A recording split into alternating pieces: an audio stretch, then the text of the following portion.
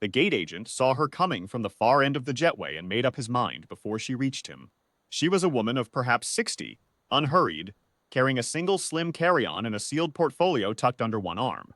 Her coat was good, a dark charcoal wool, nothing showy, and she moved the way people move when they have spent decades not needing to rush. She handed over her boarding pass without a word. The agent glanced at it, then at her, then at it again, and something shifted in his expression. A tightening at the jaw, a small narrowing of the eyes that anyone paying attention would have recognized. "First class," he said. Not quite a question, not quite a statement. More of an accusation with the edges smoothed off. "Seat 2A, she said. He typed something. Typed it again. Then he looked up with the particular expression of a man who has decided the facts in front of him cannot be correct. "I'm showing this as a possible system error," he said. "I'm going to need you to step aside while I sort it out." She did not step aside. "There is no error," she said. Her voice was even. Not warm, not cold. Simply certain, the way a carpenter is certain when she names the right board. The woman behind her in line, a younger woman in a business blazer, pulling a roller bag, shifted her weight. A man in 1B, already seated, lowered his magazine a half-inch. Nobody said anything. The gate agent folded his arms. He called his supervisor. 3 people finished boarding during the wait, filing past in both directions, each one catching the edge of what was happening and deciding not to become part of it. The woman at seat 2A stood where she was, carry-on handle in one hand, portfolio under the other arm, as composed as someone waiting for a train she already knew was coming. In seat 4A, Marguerite Tellez was watching.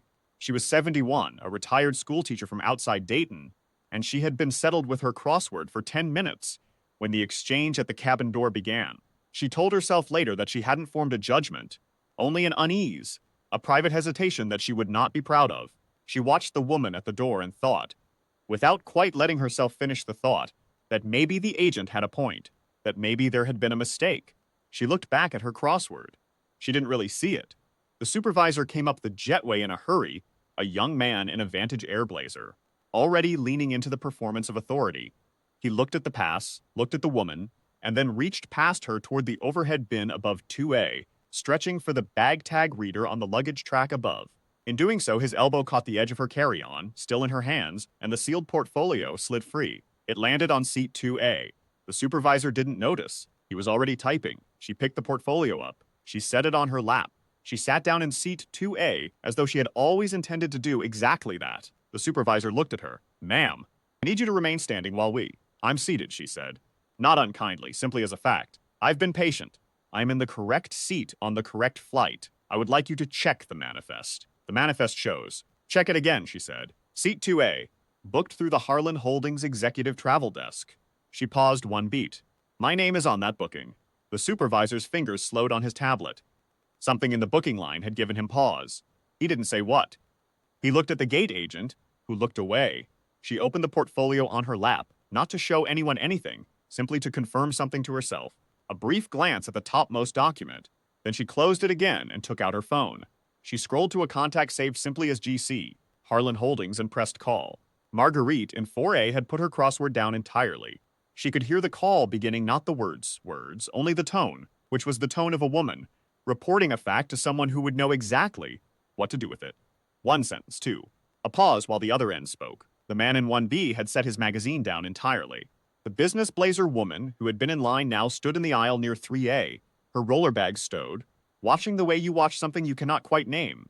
Then, "Thank you, Howard," she hung up. She set the phone in her lap beside the portfolio and looked out the window at the tarmac, at the ground crew, working in the pale morning light, and said nothing more. The supervisor's radio crackled. He stepped back toward the jetway door to hear it. His expression, when he turned back, had changed entirely, the authority gone. Something careful and stricken in its place. He looked at the gate agent, who was still standing in the cabin doorway, and gave a single short nod toward the jetway. The agent's mouth opened, closed. "You need to come with me," the supervisor said quietly, directly to the agent, not to her, to the agent. "What? Why? I was now, please." The supervisor's voice had dropped to something that was not angry and not kind. Only final, the way a locked door is final. The agent stepped back. The supervisor followed. The jetway door eased shut behind them, and the cabin returned to itself. That particular first-class quiet that pretends nothing out of the ordinary just happened. The cabin held its breath for a moment. Then the ordinary sounds of boarding returned. The overhead bins, the rustle of jackets, the soft percussion of someone else settling into 3B.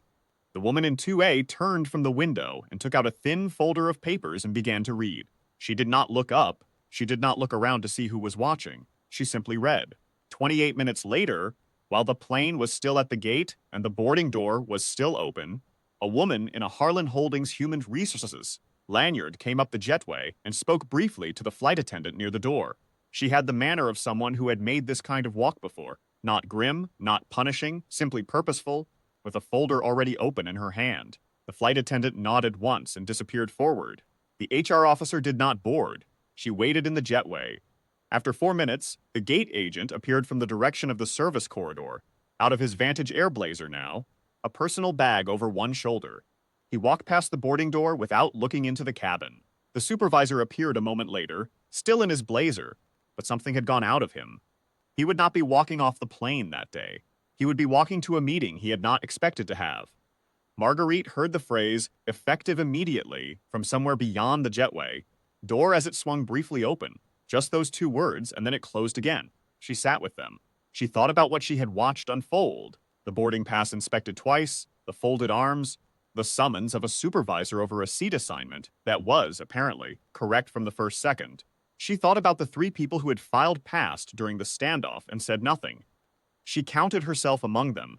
She thought about what she had almost let herself decide, there in the first 60 seconds, before she pulled herself back. She thought about the woman in 2A, who had not raised her voice, had not demanded recognition, had not performed her standing for the benefit of the watching cabin. She had simply stated a fact, repeated it when it was ignored, and made one call to a number she already had. The documents in the woman's lap, Marguerite could see now, were printed on letterhead, a crest at the top, dense paragraphs below, the kind of formal language that shapes what a large institution does next. She couldn't read them from 4A. She didn't need to. The boarding door finally closed. The flight attendant came through the first-class cabin with a pre-departure round, warm and unhurried, and when she reached 2A, she paused, just a fraction of a second longer than the other seats. "Is there anything I can get you before we push back?" she asked. Her voice had a quality that wasn't quite deference and wasn't quite recognition, something between the two. "I'm fine, thank you," the woman in 2A said, and went back to her reading. The plane pushed back from Gate 14 at Harlancroft on schedule. Outside, the morning light was full now, yellow-white across the tarmac.